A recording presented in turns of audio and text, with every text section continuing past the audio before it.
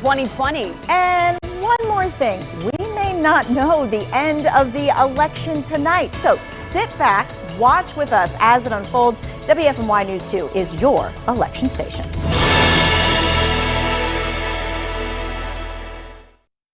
Welcome to our election coverage. We are in it for the long haul. Ooh, and it could be a long haul. It could be, but that's okay. We're going to all watch it unfold together. We're going to give you some context about what's going on. We're going to answer questions as we go throughout the night. We're just going to see what happens. And that is why we like doing this digital Facebook results, because if you have questions, comment below. We'll try to get you an answer. We've got some good experts coming tonight. In fact, we have a big team coverage overall. Let's take a look at some of the places we are tonight.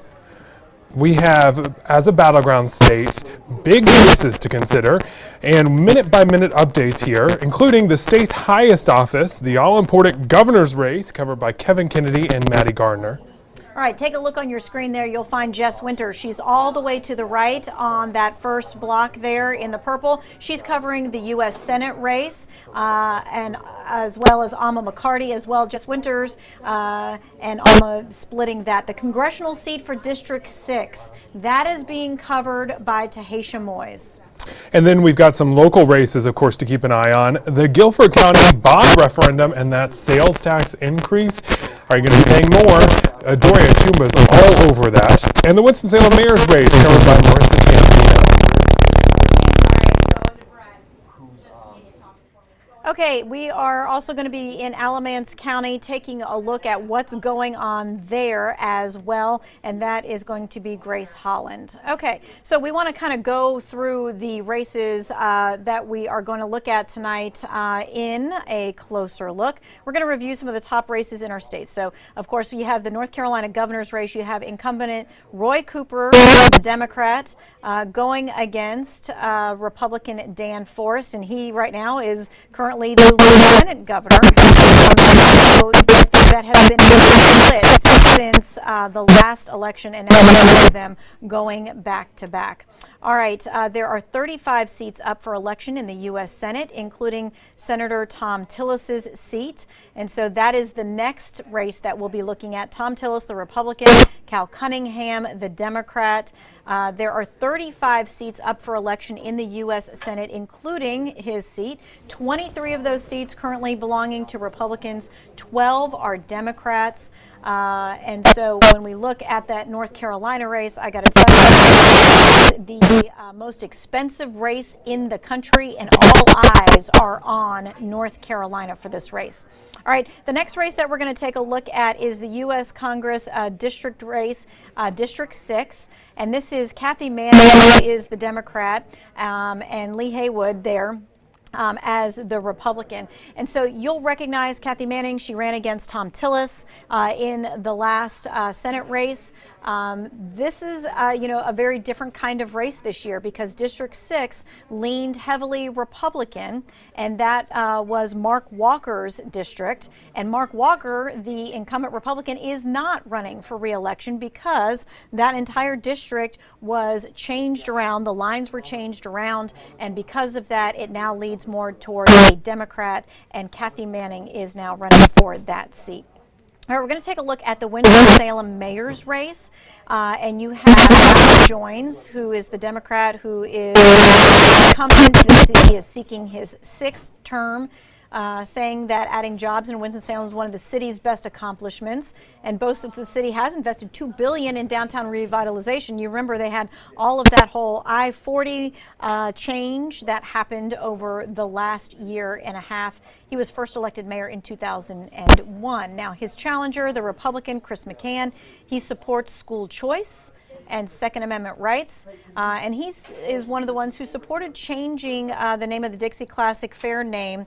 Says it was just a name, but the city was not listening to the community's voice. And he is supporting reopening businesses more than what had been reopened, and wants the city's 2020-2021 budget edited to give small businesses more money so that they can stay open. All right, another closer look at the North Carolina Attorney General's race. You have incumbent Josh Stein, who is the Democrat there, was first elected last election season. He's pushed for statewide sexual assault kit tracking system, helping survivors track their kits after finding a huge backlog in untested kits. Now, his challenger, the Republican Jim O'Neill, he is from Winston-Salem, Forsyth County. He is the Forsyth County DA. And so you probably know his name. He is in his third term as the Forsyth County District Attorney. He launched prosecution programs against sex offenders and started an opioid addiction program helping inmates detox and stay clean. All right, we're going to take a look now at the lieutenant governor's race. And so you have Mark Robinson, who is the Republican. Of course, the lieutenant governor incumbent, which is Dan Forrest, Republican, he is now running for governor. So you have two newcomers here. This is Mark Robinson, the Republican, born and raised in Greensboro. He gained some national attention, or attention even in our area, for viral city council video opposing the cancellation of a gun show. He served in the Army Reserves as a medical specialist. And then his opponent is Yvonne Hawley. She wants the state to fund the Raise the Age juvenile program as a start to criminal justice reform. She supports a ban on assault weapons and magazines and background checks and permits for all weapons. All right, so we're taking a look at those races. All right, what we want to do right now is give you a look at the experts who are really going to spend lots of good quality time with us. Tanya, we've got some great folks here tonight, including Dr. Denise Nation. She is a chair and associate professor of justice studies in the Department of History, Politics, and Social Justice over at Winston-Salem State University. She's got a BA in criminology and criminal justice from the University of Maryland, a master's in applied sociology from Old Dominion University, and a PhD in criminal justice reform from the University of Cincinnati. Now, I do want to point out that our experts here are going to be able to answer your questions at home too. So if you have them, please drop in the Facebook comments. We also have Dr. Tom Little with us tonight. He is a lecturer in the Department of Political Science at UNCG, a bachelor's from UNCG, doctorate from Ohio State. He taught at the University of Texas at Arlington and American University in DC. Now, all along this whole campaign cycle, I can attest to what smart people these two experts are, because they were there to answer all of our annoying questions for months now about this election. And I have a question for them now. Are we able to bring them up right now? Okay. So, according to the Associated Press, guys, breaking right now, they have just called Vermont for Joe Biden, and it looks like they're calling Kentucky for Donald Trump. Was that expected? Of course. Sure. So I think How about we go with Dr. Little first? Tell me what you think about that, and then we'll get Dr. Denise Nation next. I don't think there's a surprise in either of those. Vermont's heavily blue, where Bernie Sanders is from. Kentucky went red heavily for Trump in 2016. Mitch McConnell's there. No surprise. All right, Dr. Nation, Yeah. what are you thinking as things are starting to slowly shape up? I agree. Kentucky obviously is a historically red state, so no surprise there. And Vermont historically a liberal state, so yeah, no, there's no surprise there. What's the big race? Kentucky is going to be Mitch McConnell and Amy McGrath. And I think McConnell wins that. That's going to be a much more interesting race. Definitely all eyes on that race too across the nation. Dr. Little, what's the big thing we should be looking at as the night progresses for who early that we can look out for? My standpoint, you look at the Sun Belt states that are up for grabs right now. It's amazing to me. I still can't wrap my head around Georgia being a toss-up state. If Biden manages to win Georgia, then I think that is a sign that it's going to be a very, very good night for Biden. If he loses Georgia, that would be, to me, less of a surprise and less of an indicator. But if he wins any combination, two states out of Georgia, Florida, Arizona, or North Carolina, I think that makes it much more difficult for Trump to win. It narrows his path considerably. He would have to win Pennsylvania to have a shot. So those are the states I'm looking at early. Dr. Nation, any chance he actually wins Georgia? It's so red for so long since Bill Clinton. Okay, so we have to look at the demographics of Georgia over the last decade or so.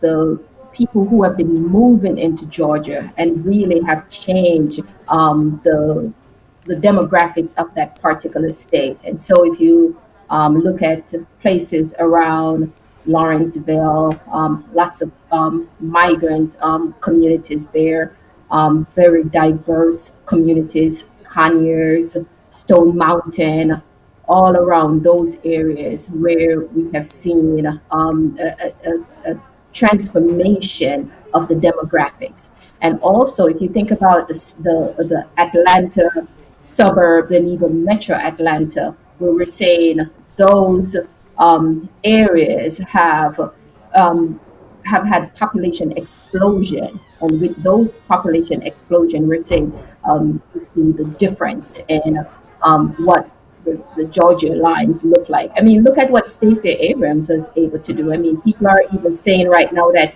she actually won that governor's race, right?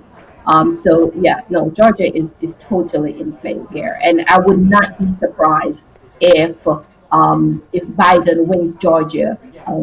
There's a reason that they kept sending people to Georgia to come to campaign, because they understood that they have a legitimate shot of winning that state, particularly from what happened in 2016. And perhaps their best campaigner, Barack Obama, was actually in Georgia last night because of this. And Stacey Abrams has been very active in recruitment and get out the vote. Since she lost that governor's race in 2018, she has dedicated herself fully and completely to mobilizing votes, mobilizing the communities of color in Georgia.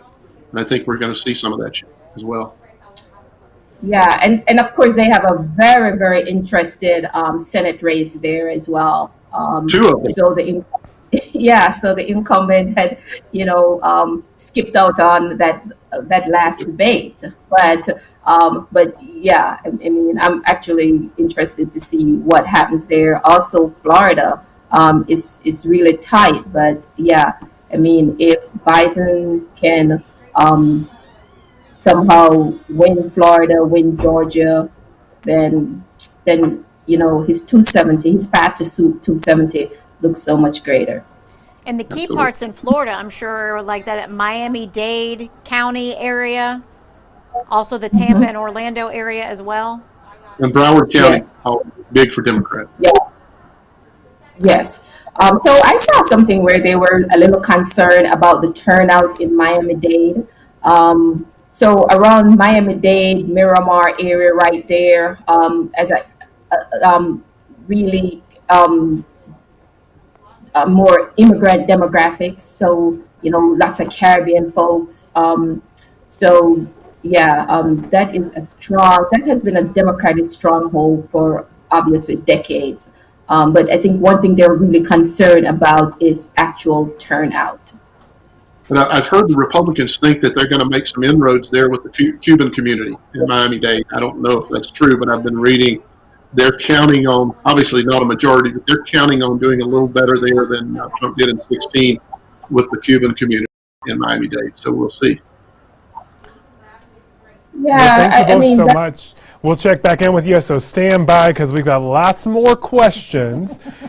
Big question we can't answer right now is when will we start to see North Carolina results?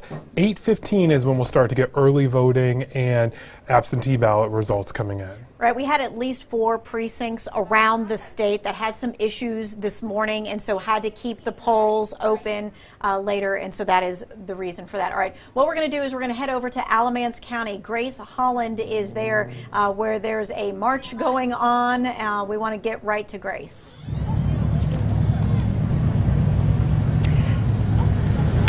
Well, Reverend Greg Drumright, the leader of this march, just left a few minutes ago, and he actually, we've been seeing people started to leave in the last little bit of time, probably about the last 20 minutes or so. there's still some people hanging out here at Wayman Chapel. It's a much different scene than when we first got here around 4 hours ago for the start of that march to the poll, which was at the Graham Recreation Center. I want to walk you through some of what we saw earlier this evening. I believe we have some video that we can pull up. Hopefully that will start to roll for you here in the next few minutes. It was a large crowd here. At one point, organizers said there were about 1,000 people who had joined in with this march from Wayman Chapel on to the Graham Recreation Center. They went around the block to that recreation center for voters. Sorry, a lot of traffic as people are leaving right now. And then from there, the voters who could vote at that voting location stayed behind, voted, but the march kept going. They went to the Graham Presbyterian Church, which is actually the polling location that marchers tried to go to on Saturday. That was the big reason behind why this march happened today, was because of not being able to, as the organizer said, finish what they started back on Saturday. They made it to the Presbyterian Church today. That location is not a polling location on Election Day, but they sort of observed there, regrouped, kind of had a moment to think, and then it was on to downtown Graham, and that's where the crowd seemed to reach its largest point. People were in front of the Graham, or the Alamance County Courthouse there in Graham. Of course, that was the site where arrests were made on Saturday. Marchers were pepper sprayed at that point on Saturday. Tonight, a much different scene. Still a lot more people. I believe on Saturday there were about 200 people. Like I said, tonight 1,000 people, so a much larger crowd, but a much calmer appearance at that point. And there were some counter protesters, but everything went calmly, and now things have started to calm down here as well. Well, we like calm because, as you know, this election, tensions have been running high, definitely. And because of that, some downtown Greensboro businesses are boarding up as a precaution. They say there's some anxiety over the possible post-election reaction. Triad law enforcement agencies say they are prepared for all scenarios, making sure they have enough staff on hand to handle any calls. Last riot we had here in Greensboro, our store was looted, sadly. Based on the community and the skateboarding community, we've been able to slightly recover from that, and right now I just want to make sure that everything's taken care of so that we can get back to normal. Again, it is one of those prepare for the worst, hope for the best kind of situations in downtown right now. It's not just Greensboro. We have seen cities all over the country boarding up, especially in D.C., Chicago, some of the bigger cities. I think it just surprises you when it happens in your hometown. Yeah. You're Absolutely. just thinking it's going to be those bigger cities. It's not going to be our town. And hopefully there will be no issues whatsoever. Again, we're not expecting anything bad to happen. Everyone's just taking a just in case kind of approach. We do know that it might be a little slow getting some numbers in because you're going to have your early voting numbers coming at 8:15, and then after that, all of the polling places are going to trickle in slower than normal because they have to disinfect all the machines before they can take those results over downtown. I mean, it's election and COVID colliding, and so there are just going to be some things that are a little bit different this year than in past years. Right now, we do want to take you over to the Raleigh area. Our own Kevin Kennedy is covering Governor Roy Cooper, who is, of course, up against his Lieutenant Governor Dan Forest. Kevin? Yeah, guys, it'll certainly be a historic night, not only from a national level, but certainly from a state level as well, when we're talking about the race for governor, again, Governor Cooper, this time going up against his Lieutenant Governor Dan Forest. I'll tell you, it's certainly a different feel this year than it has been in all the elections that I have covered in the past. As you can see behind me, this is the North Carolina Democratic headquarters. Typically, an event like this on election night, we'd be actually inside a ballroom or some sort of a convention situation, but because of COVID-19, we're outside, we're socially distanced, and it's just journalists. There is no supporters, nobody else really here or what have you, no big screen television or anything like that. It's certainly a scaled down event. As for the two candidates, though, Governor Cooper and Lieutenant Governor Dan Forest, both of these men certainly have a difference of opinion when it comes to a number of issues, including Medicaid expansion, educational funding, And then really the big difference dealing with COVID-19. Lieutenant Governor Dan Forest, very critical of how Governor Cooper actually handled this. The governor choosing a conservative approach, kind of a medicine-based or a science-based type approach when it came to opening schools and businesses. Forest certainly favored a much more aggressive approach in regards to getting our schools and businesses reopened. What will that mean, I guess, come election night? We will soon find out. I can tell you that heading into today, Governor Cooper had a sizable lead over Dan Forest, about 9 points, so certainly outside that kind of air range of about 4 to 5%. But obviously it all comes down to the votes. Those votes certainly being cast today, and early election, what have you. We will continue to follow the results. Obviously, there's a chance that Governor Cooper will show up here at some point tonight. He is scheduled to be here. If he does show up, we will certainly bring that to you live. For now, though, we're live in downtown Raleigh. I'm Kevin Kennedy, WFMY News 2. All right, so right now we want to go back to our experts. We have two experts that are spending the majority of the evening tonight with us, giving us context and giving us an idea of what they're seeing happening around the nation. We've got Dr. Denise Nation and Dr. Tom Little, one from UNCG, one from Winston-Salem State University. We'll be getting them up shortly so that we can kind of talk to them. We're going to first talk about what's going on North Carolina-wise. So about 7 million voters altogether in North Carolina. About 4.6 million had already gone to the polls by the time today took place. That's a big deal. Dr. Nation, what do you think about that? Well, I mean, obviously, part of it is the COVID issue where folks did not want to be in a crowd. But also, this election seems to be very transformative. Folks seem to have great passion on either side about the issues and what they want to see done within the country, the direction they want to see the country going. And so that has really motivated people to come out and vote. It kind of reminds me of the Obama first election, right? And so people seem to have a stake in what's going on in the country, and so they want to get out the vote. And also, both parties have really done an excellent job of showing the importance of this particular election and getting the vote out. They have really done a good job with campaigning and all these other young people getting involved with regards to voting. I've seen so many people who have said this is the first time I'm going to vote, and so that's interesting to me. But there are like big issues, very big issues that are dear to people and that people want to have a say in. They want their voice to be heard. All right, Dr. Little, can you give me your thoughts on that? Just about 30 seconds or so before we need to go to a TV. Last time in 2008, we were 70%. I think we're going to hit 75%. Okay. All right. What we're going to do is take a quick TV timeout for those of you watching on Facebook and YouTube. We're also sharing this time with our TV folks as well. Here's WFMY News 2's Ben Briscoe.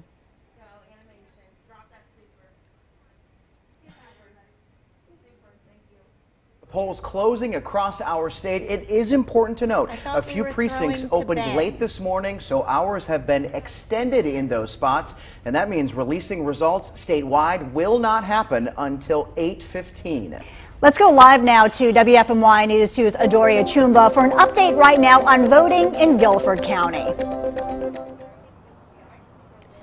That's right. Most polling units and in Guilford County and across the state are closing in a few minutes, with only voters in line by 7:30 allowed to continue voting. Now, voters assigned to Blueford Academy here, this precinct behind me, have till 8:04 to get in line to cast their ballots after a delay this morning. Most polling units extended are in Warren and Sampson counties. Now, while polling units across Guilford County didn't see the long lines you normally see on election day, there was a steady flow of people coming to cast their ballots. Now, again, the polls close in a few minutes at 7:30. This one closing at 8:04. It's one of the ones that was extended today, a total of 10 polling units extended in the state. Now, the delays, of course, have pushed the result release back to around 8:15 when the last polling unit closes in the state. Adoria, thank you. As she mentioned, all polls in our area close in about 4 minutes, except for the Bluford Academy precinct in Greensboro. For all other locations, if you are in line by 7:30, you will be allowed to vote. Let's check on things now in Forsyth County. That's where we find WFMY News 2's Marissa Tansino live in Winston-Salem. Yeah, we're in Forsyth County off Old Winston Road in Kernersville. And as you can see behind me, nobody in line at this polling location. Things have been relatively quiet here all night. I actually just got off the phone with the director of elections for Forsyth County, and he said no major issues, which is great news for voters in Forsyth County who went to the polls today. So they really didn't see any major issues. So what's going to be happening here over the course of the next few minutes is they're going to get ready to close Tasha, things up here, tabulate the votes here, pack everything up, print out the receipt, and then be on their way to the Board of Elections to start uploading those results to the website. So we're actually going to head to the Board of Elections, and we'll bring you the latest from there in just a bit. Marissa, thank you so much. Let's keep checking in on other Piedmont Triad counties as the voting starts to wind down. WFMY News 2's Grace Holland joins us live now in Alamance County with the latest. Well, this is the quietest we've seen it in Graham in quite a few hours. Of course, there was a march to the polls here that started just behind me here at Wayman Chapel and continued down around the block to the Graham Recreation Center polling place, which of course is still open for a few more minutes. And the march actually continued from there into downtown Graham. By the end, organizers said there were around 1,000 people that joined that march. It was calm and peaceful during that entire demonstration. No issues that we were able to see, and now everyone has started to head out. So as we head through the next few hours, of course, the big question is what we will see in terms of results. It was pretty quiet at polling places around the county today. Didn't see any long lines, and now we will just see how Alamance County voted. I'm Ben Briscoe here in the Election Results Center, where all night long we'll be able to see the election results on our live interactive maps, dialing down to the county and city level. Now, you just heard North Carolina results are not coming out until 8:15. At that point, we will get results for early voting and absentee ballots that have already been processed. Granted, there are still some more out. Now, while we wait for results here in North Carolina, take a look across the nation. We are already getting some other results. The Associated Press just moments ago called Vermont for Joe Biden and Kentucky for Donald Trump. Ben, thank you. The night just getting started. Stay with us throughout the night on air and online. We'll be back at 7:54 with another live update. We are also live streaming on WFMYnews2.com, Facebook, YouTube, and the News 2 app. This is your election team for Election Night 2020. We'll see you again in about 30 minutes.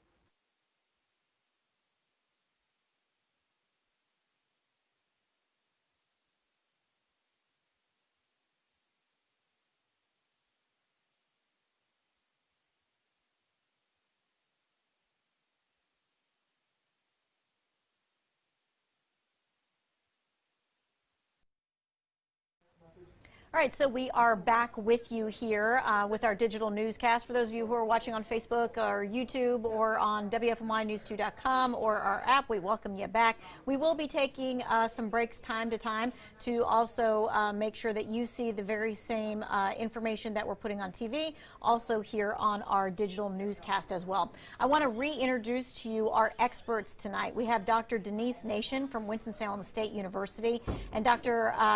Tom Little from UNCG, and so they're joining us once again. All right, so as we are gearing up for that first rush of votes coming in from the North Carolina polls, we need to remind folks that those are early voting ballots and that they may be skewed one way or another. So Dr. Little, how about we start with you on this one? Well, I think you're right. Most people believe that the early voting will be skewed towards Democrats because of the approach to the virus, and Democrats have been encouraging really for several years for their voters to get out, vote early. So I do think it's going to be skewed there. But there's a lot of interesting stuff to watch in North Carolina tonight. I think some of it's gotten kind of buried under all the national coverage, but the state legislative races are really going to be critical, and I want to be watching those. So talking about these early voting numbers coming in, I'm looking at Florida right now. Joe Biden just leads by 1 point from the early voting numbers they've released so far. Do you think that Donald Trump's camp will be able to overcome that early lead there in such a key state? Denise, you want to take that?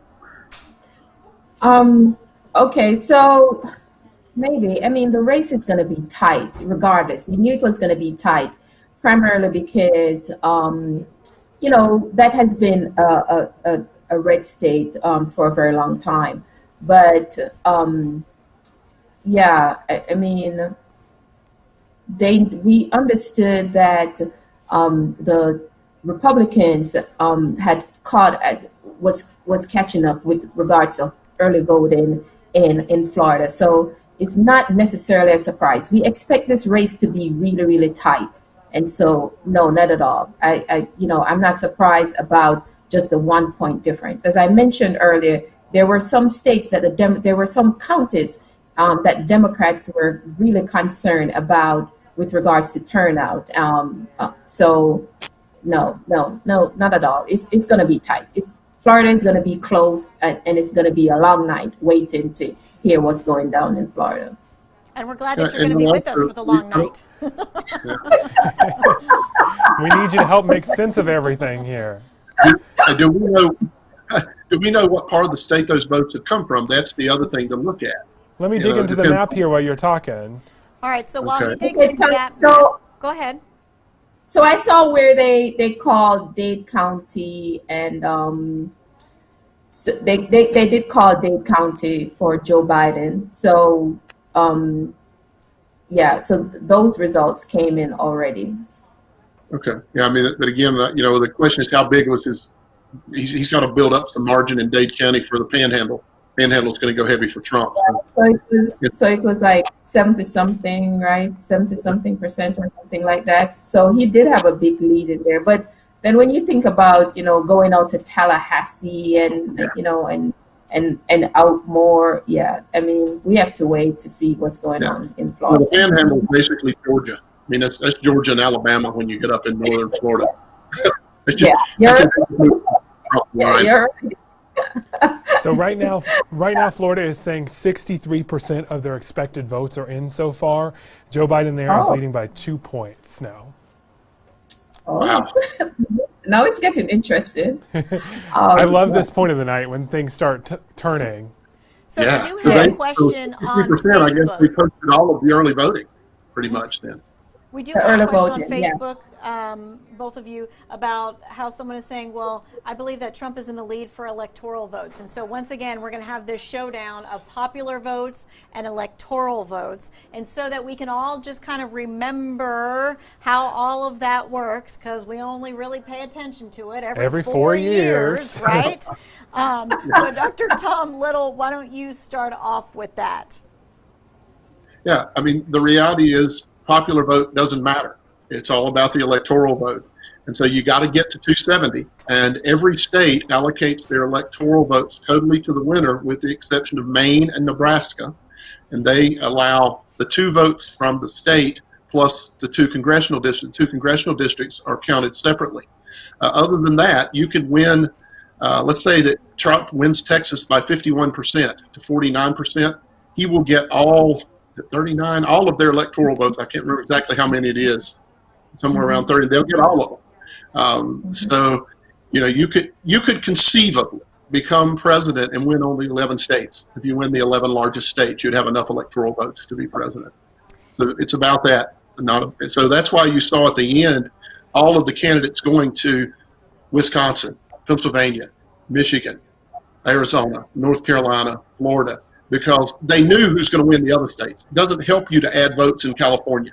If you're going to win it, whether you win it by 51% or 80%, you'll get the same number of electoral votes. So you got to go to those battleground states, because you can win Ohio with 51% and get all the electoral votes. So there was a lot of focus on the presidential election tonight, but I want to know from you, do you think there's a real chance the Senate could flip? What do you think, Dr. Nation? Yes, so that's interesting, right? So if you look at, I mentioned earlier, Georgia. So what they need 4, right? So the Democrats need they need 4 seats to take control of the Senate, right? If you look at what's going on in Arizona, if you look at what's going on in Georgia, so we're saying, yeah, I think that's a definite possibility that the Senate could flip. I also see where the Democrats could actually increase their lead, their majority in the House. So we're talking about here in North Carolina, Cal Cunningham and Tom Tillis. So Georgia, Susan Collins. Who would have ever thought Susan Collins, seat would be in jeopardy? So the Democrats have many routes to take over the Senate, but again, it's going to be about turnout. And then another thing that we need to be cognizant of: sometimes voters are not telling us who they're really voting for, or how they voted, or how they're going to vote, and so sometimes the polls are off. So races that are close, 1 or 2 points, I'm always kind of leery of making any kind of suggestions about the way that will turn, because sometimes we're saying the polls don't really pick up some of the stuff that people are actually doing, because they're not being truthful sometimes. All right, so what we want to do is we want to now focus on some state races of what's happening, but state races that have, of course, national implications. So what we're going to do is we have Jess Winters, who right now is covering Tom Tillis. Of course, he's up for re-election, going against Cal Cunningham. And it is the most expensive race. Oh, tons of outside money from outside of our state. And we will actually have the other side, too. Alma's over with Cal Cunningham's camp tonight. But first, we do want to get to Jess. How are they feeling? Because Cunningham had a slight lead in the polls before this. Yeah, Ben, and I heard you guys was talking about this is the most expensive Senate race in history. Yes. Oh, I'm sorry. I was just hearing myself in my ear. I thought my producers were talking to me. That's just a little behind the scenes for you there. Yes, it's $250 million, both combined, from Cunningham's campaign and Tillis's campaign. So just think about that, $250 million, and a lot of that was spent on advertisements. But a lot of people, this is a very important race because it could decide who controls the Senate right now. Republicans do have the majority. It could flip in this race if Cunningham does win in a couple of other states. But a lot of people just started paying attention recently, about a month ago, and I'll tell you why. A lot of things happened. This race really turned upside down, flipped upside down, when first U.S. Senator Tom Tillis was diagnosed with COVID-19 after attending a White House event. So he was diagnosed with COVID, and then a couple days later, news broke of a cheating scandal on Cal Cunningham's behalf, word of infidelity, woman in California, and Tillis honed in on that, saying, how can we trust a man who ran his entire campaign saying he's a family man, a man of honor, a man of integrity? He looked in the camera during all those commercials that I'm sure you have all seen and said that, how can we trust him as a leader who can represent our state in the Senate? So yeah, that's when things really flipped upside down, as I did mention. So no, back to your point, Ben, and also Tanya, he's not concerned about trailing behind Cunningham in the final days leading up to this night, election night. He did have a similar trail behind, and when he ran against Kay Hagan, that was back in 2014, she was the Democratic incumbent at the time. And then here we are. He has been our U.S. Senator for 6 years. He did make it a victory that night, even though he was trailing behind in the polls. So he believes the same thing might happen tonight. He really does believe it. He said that Republicans and Democrats have different intensities, and he believes his Republican supporters showed up in full force today. But of course, we'll have to look at the numbers. The numbers will tell all. Back to you. The interesting thing here is the last time Tillis ran, it was during a midterm election, not a general election. And more Republicans are more intense in midterm elections, but in a general election is when we start to see more Democrats come out as well. All right, so let's see the other side of this race. Cal Cunningham, the Democratic contender, Alma McCarty is there. Hey guys, hey Ben, Tanya, hope you are doing well. I'm going to take my IFB out of my ear because I'm hearing myself as well, but let's just talk about what's going on here. I am at the same place where Kevin Kennedy, our reporter, is to cover Governor Roy Cooper at the Democratic Party election night headquarters here, and it's much different, like he said, than from previous events that we have covered since we were both out at a Democratic Party event in March. There were many supporters at that point, just around in a restaurant.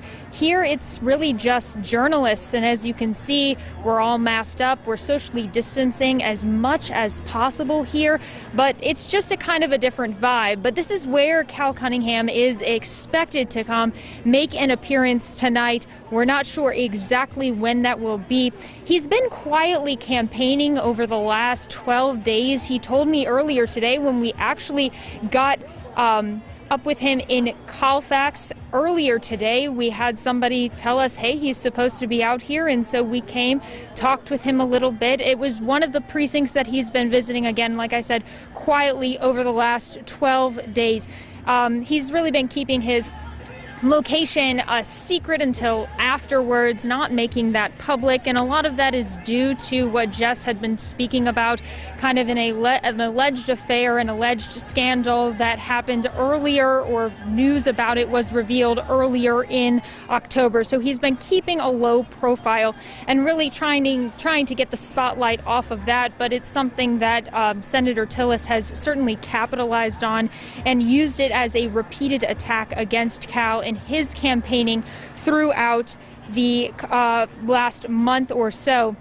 Cunningham has stressed, though, when he's been asked about it, that he's going to keep these personal matters private and that he's really focusing instead on North Carolinians and what they need. His attack on Tillis is that the senator has let people in this state down, and that's especially apparent, he believes, during the coronavirus pandemic and the pandemic response, often saying that Tillis knew more than he was letting on, and he should have done more in the beginning of the pandemic. Of course, his platform is much like other Democrats in our state. A lot of the focus on health care, again, the pandemic related to that, but also education, getting folks back to work, improving climate change efforts, criminal justice reform, pretty much what you would see on a Democratic platform just throughout our state and really throughout the country. Now, as Jess was talking about, as Ben and Tanya were talking about, this is a big deal in terms of an election. North Carolina is a swing state, and a win for Cal Cunningham could flip the Senate, which would be a pretty significant deal. Jess, you had mentioned so much money was being spent on campaigning for this race. So at this point, though, we're just going to wait, see what happens. For now, live in Raleigh, Alma McCarty, WFMY News 2. So speaking of wait and see, the big time we are all waiting for is 8:15 here in North Carolina. Right, so there were 4 precincts across the state that had some issues this morning, and so they had got a late start, so they are closing later, which means that the votes are not going to start to be tabulated until 8:15. With that in mind, what we're going to do is we're going to take a quick break, and we'll see you back here at 8 o'clock. Have a good night, guys.